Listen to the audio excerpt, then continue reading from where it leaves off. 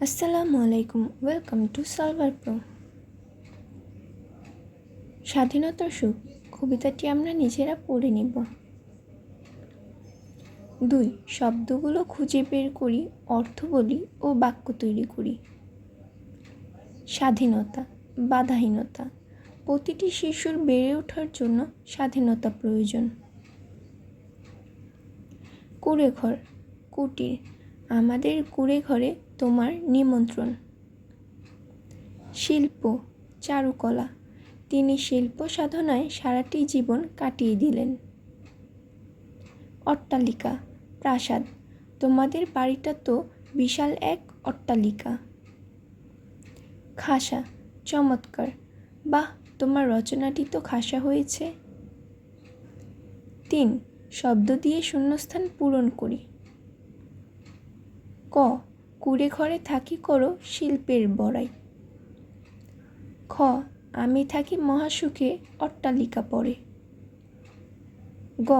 বাবুই হাসিয়া কহে সন্দেহ কি তাই। ঘ.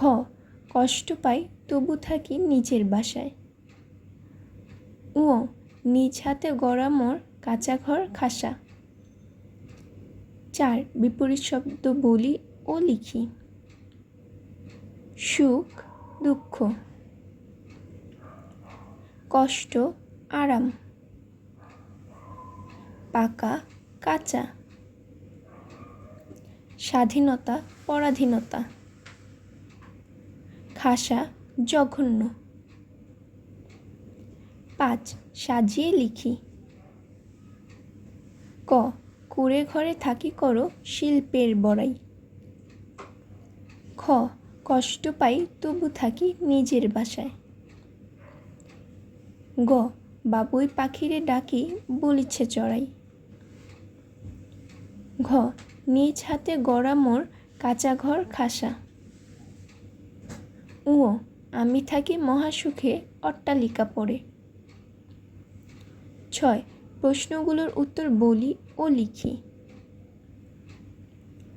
ক. চড়াই বাবুইকে ডেকে কি বলে? উত্তর: চড়াই বাবুইকে ডেকে বলে, কুঁড়ে ঘরে থেকে তুমি শিল্পের বড়াই করো, আর আমি মহাসুখে অট্টালিকায় থাকি। তুমি রোদ, বৃষ্টি, ঝড়ে কষ্ট পাও। খ.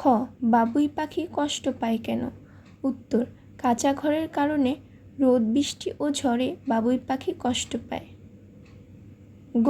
চড়াই কোথায় থাকে? উত্তর: চড়াই অট্টালিকায় থাকে। ঘ. কার ঘরটি খাসা?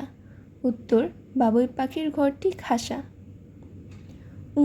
কষ্ট পেলেও বাবুই পাখির মনে দুঃখ নেই কেন? উত্তর: কষ্ট পেলেও বাবুই পাখির মনে দুঃখ নেই, কারণ নিজের হাতে বানানো নিজের কাঁচা ঘরটাতেই সে সুখী।